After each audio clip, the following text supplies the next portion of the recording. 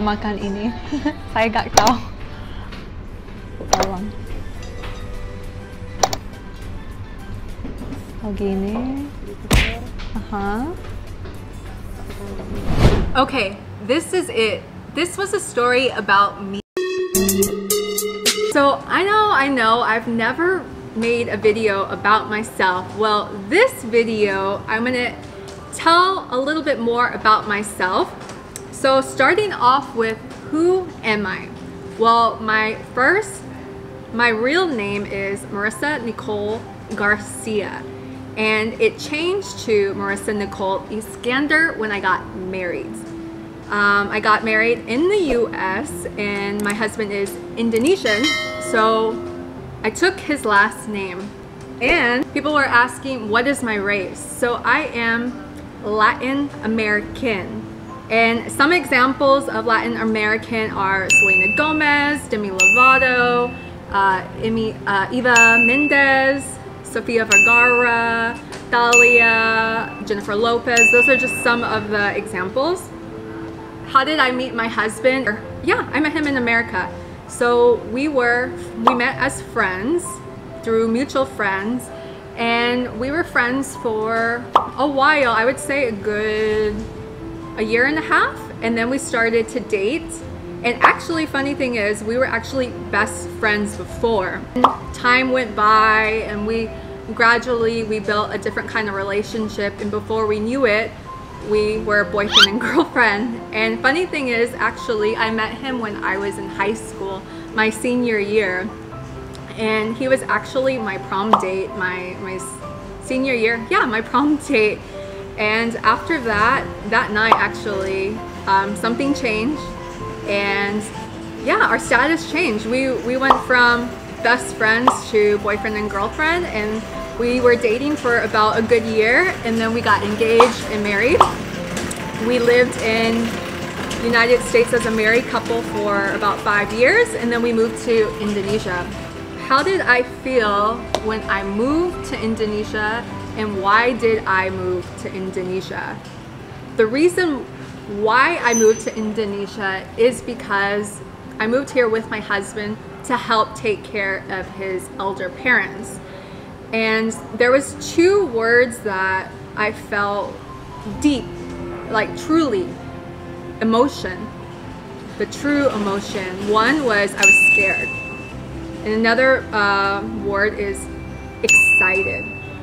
Scared was because I was leaving my family, my friends, everything that I knew that was home to me, my job, my career. And then excited to see a different country, to explore a different country, and to start a new chapter in my life. That is the fun thing about moving, is the fun and the thrill and the excitement. So I was excited. Let's see, also a lot of people were asking me about culture shock in Indonesia.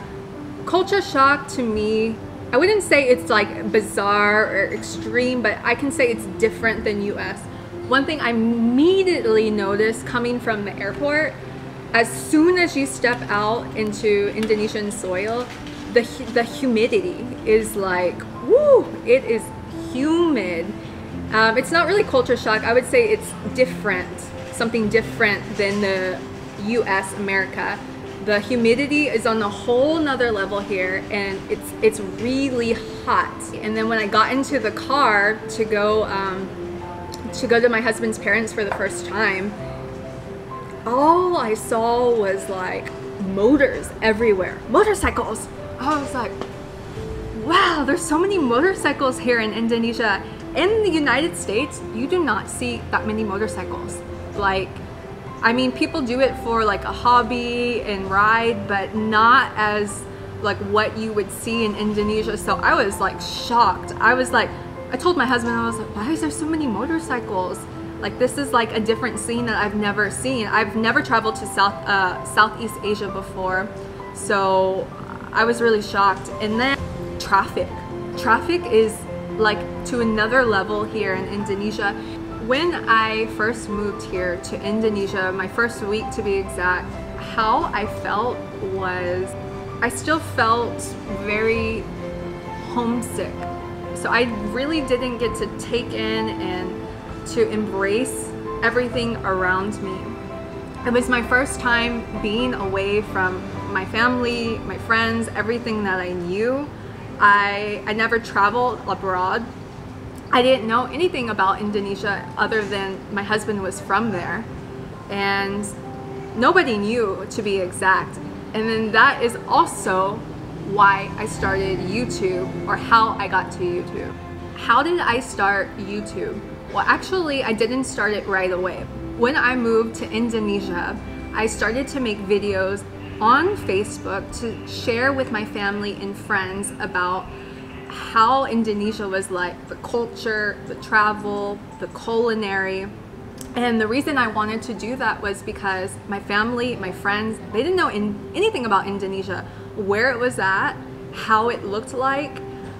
Is it a big country, a small country? Is it safe over here? Or because a lot of the times if they did hear Indonesia, they would see a brief clip like on the news, and that's all they knew. So for me, I really wanted to share and inform my family and friends back home in Texas how Indonesia was really like. So that was the start of me making videos, and it all started on Facebook. And from there, my first video was me eating fried chicken at KFC, and it was with chocolate dipping sauce. And I got a lot of like good response. They were like, wow, you know, this is really interesting. Oh, the KFC is like really cool there. Oh, like I got a lot of good comments. And so I started to make more and more. And then finally, one of my cousins here in Indonesia, she said, why don't you make YouTube to further introduce Indonesia and to share with your family and friends back home and for other people? And I said, you know, that is a great idea. So that way I can expand my audience and share it even more. So that was my journey and my beginning of being a YouTuber. I was not very adventurous when it came to food when I first moved here, and that's also why I really wanted to push myself and go outside my comfort zone and really explore this Indonesian culture, the culinary, and everything that it had to offer here. I was a very picky eater. I mean, I didn't eat a lot of seafood. I didn't eat anything spicy. So for me, exploring the Indonesian culinary in the very beginning, it was like, whoa, I'm really going out of my comfort zone and trying something new. And me continuing to make YouTube videos talking about the culinary here in Indonesia, I'm finding that it's fun. It's fun to explore the culinary. And if I never went outside of my comfort zone, I would have missed out on a lot of good food and a lot of different moments here in Indonesia. I would have missed out on nasi padang. Yes, I am so glad I went outside of my comfort zone and pushed myself to really try. And I encourage anybody that is a picky eater or scared to try anything new to just try. You have one life and you must go outside of your comfort zone to do it, to really embrace the culture here and the food and everything around you. A lot of people were asking me, what is my favorite Indonesian food?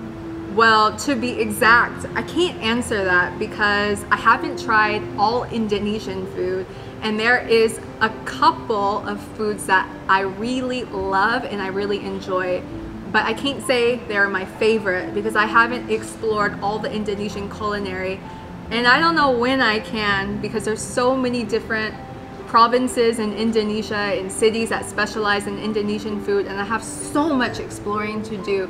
But what I can tell you is that I do not like, what I do not like is pare, which I tried recently. The taste, it just won't go down in my mouth. And durian, I don't like the texture. And another one is pate, the stinky bean. I cannot eat it. Not. Am I gonna do YouTube for long term? Right now, I can't say until when, but my plan is to continuing trying the culinary food and introducing Indonesian food as long as with the Indonesian culture and the travel, and just really take it in and embrace it while I can. Let's say if one day I move back to the States with my husband, I want to be able to have everything that I made into a video and take it as memories that I can hold on to a lifetime, and say, and look back at it and maybe show my kids one day, look, your mom tried all this Indonesian food. She got to experience this. She went to this place in Indonesia. She got to really interact with the locals and really explore Indonesia fully. I will have a really good, just a place for memories, me making the videos as well and being able to show them with my future family, and that is something that I'm looking forward to do. There has been so many people telling me that, wow, you can speak Bahasa Indonesia really well. You're very fluent. How do you know how to speak Bahasa Indonesia good? Actually, guys, I do not speak Bahasa Indonesian fluently. I am still at a beginner level, and I still have a hard time listening and writing the Indonesian language. I'm not fluent. I still have a lot to learn, and there's times where I read y'all's comments in the comment section, and I'm still learning. I'm Google translating it, and I even asked my husband to help me like on the comment and read it, but with that I can learn. And one thing that is really hard for me to understand is when people speak really fast. For me, it's hard for me to understand, and also slang. I am so bad at understanding slang. I feel like there's so many slang words that I haven't heard yet, or there's new words that I hear every day, and that's also why I can say I'm not fluent in Bahasa. I still have a lot of learning to do, but thank you for everybody that said that my Bahasa Indonesia is good. I hope one day that I can be fluent in the Indonesian language, and also to be able to conversate with more people in a better way, and also I can teach my kids one day. My overall experience here in Indonesia has been an adventure, to say the least. It has been highs and lows from the very beginning when I moved here to right now. Since me living in Indonesia, I've learned so many things about the lifestyle, the culture, the culinary, the people, and the environment, and I really love how rich and diverse Indonesia is. That's one thing I love, and something that I really want to explore more. And for everybody that has never visited abroad or gone abroad, I recommend for you to go do it. Go do something that you've never done before. Go do something that scares you, because when you do that, you really are living. You're living life. You're living in a life that is new and exciting, and something that is worth exploring. And that is exactly what I have been doing. There's so many positive things from my experience living here in Indonesia and making that big move from America to Indonesia. I have so many things to take with me, and I encourage everybody, if you want to go live abroad, if you want to go do something that you're scared of, that you want, go do it. Go do it. You will not have any regrets. You won't. Live your life. You have one life to live. So go live it. Okay, this is it. This was a story about me. And I want to thank everybody that has been following me from the beginning, and for everybody that is following me now. Because of you guys, I have the spirit to keep going and to share with the world, to share with you guys about my experiences here in Indonesia. And I want to keep doing that, but it all starts with you guys. So thank you for watching. Thank you for supporting me. And I do read the comments. I know what y'all are commenting, and I thank y'all very much for subscribing, for liking, commenting, and being interactive with me. I do appreciate everything, everything. And maybe one day I will do a giveaway. One day, I'm not sure what it will be, but I will be doing a giveaway. So I will see you guys on the next video. Until then, keep living, keep exploring, and keep eating. Bye.